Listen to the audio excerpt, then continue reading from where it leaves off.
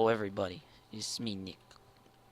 Today I'm gonna show you how to use the summation symbol.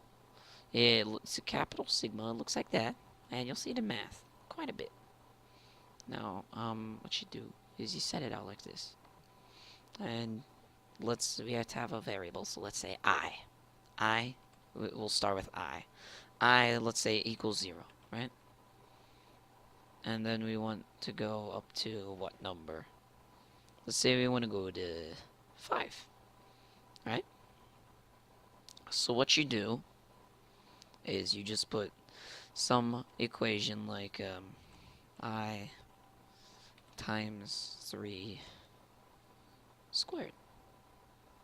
Or you know what? Let's go even simpler. Let's just go I, just the letter I, right? So what you do, you start out with I equaling 0, and I equals 0, right? That gives us a value of 0, and then next value, we go up a number, so we go from 0 to 1. So I is equal to 1 this time. So we put it through our equation, and I is equal to 1.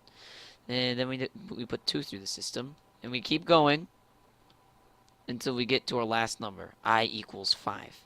And when we're at I equals 5, it's just 5, because we don't have any kind of equation. It's just I by itself, or 1I. So then, with all of those numbers that we got out of it, we add them all together. So 5 plus 4 plus 3 plus 2 plus 1 plus 0. So 6 plus 15 is 21. And that's our answer. The answer to this is 21. And that's basic summation. Now let's say you have a harder equation. Let's say you have like, I don't know. This variable could be like anything. It could be k, I, n, something like that. So let's say it's n, just because I love the letter n, because it is like the most generic variable ever. It's short for number. And sorry, we have to say n equals something. So let's say n is equal to 1, right? And with n equals 1, let's say we go up to, I don't know. Let's say an equation goes to infinity. This usually means that there's a limit that it will eventually hit. So your equation is, let's say it's n to the minus n. No, okay, that did not work at all. Here, let me try this again. N to the minus n. Right? So then you're like, how am I going to solve this? Oh, this is basically 1 over 1 to the 1 plus 1 over 2 to the 2. No, the 2 to the 2 has to be in parentheses.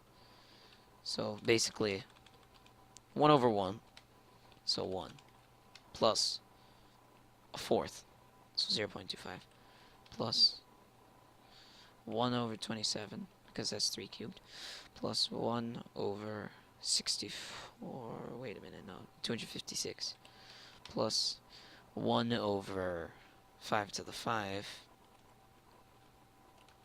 and you keep doing this until you hit a limit, alright? A limit is when you basically hit the end of something, right?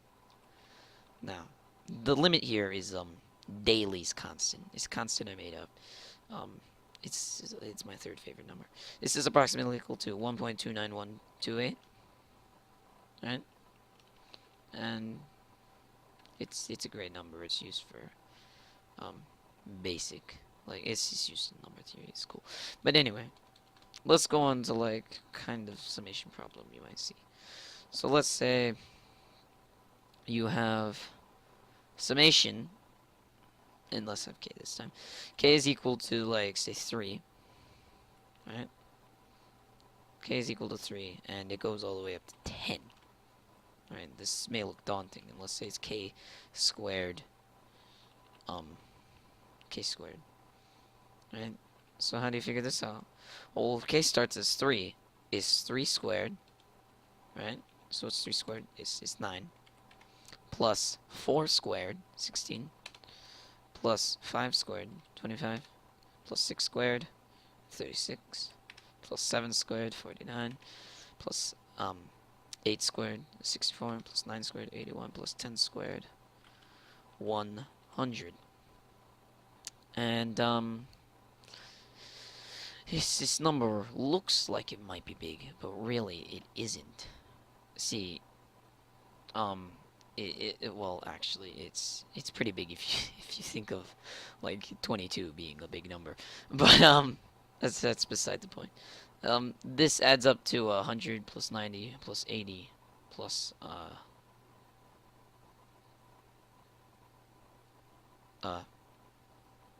number, right? So we're gonna open a new tab and we're gonna type in 9 plus 16 plus 25 plus 36 plus 49 plus 64 plus 81 plus, for fuck's sake, 100. Right? We get 380. The answer is 380. It's just summation is just the sum of all of the answers. So 380 is your answer here. That's the answer. I can't do simple addition because I suck. I suck at math. And next time we'll talk about the product symbol, because the product symbol is also something you might need to know. Actually, we'll talk about it this time. So let's say start with n is equal to 1. Let's say it's n squared. Alright? It's just like, this is basically the exact same thing as summation, only you multiply your results. So 1 squared is 1, plus 2 squared is 4. This is equal to 5. This is used a lot less often, but this is used a lot less often than summation, but it's still used. It's just a capital pi. And there's math time with Nick. Come again next time to learn more about math.